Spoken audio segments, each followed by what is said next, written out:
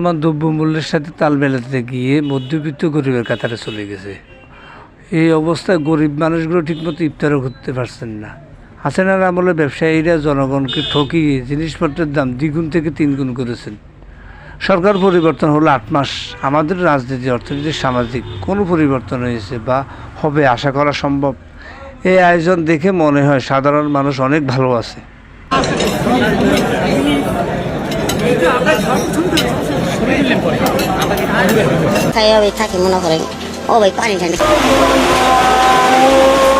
আজান পড়লে ঢক ঢক করে পানিটুকু গিরে ফেলা গেলেও মুড়ি যেন আর নামতে চায় না গলা দিয়ে, অথবা হাত বারবার ঘুরতে থাকে মুড়ির থালায়, যেন খুঁজে ফেরে সুস্বাদু কিছু। সাধারণ মানুষের আগে কষ্ট লাঘব করলে এই পরিবেশ সুন্দর। আয়োজনের প্রেক্ষাপটে শিল্প কারখানা নিয়ে কি বলে আমরা শুনি। শাকসবজির দামের চেয়ে মেয়ের শরীরের দাম কম।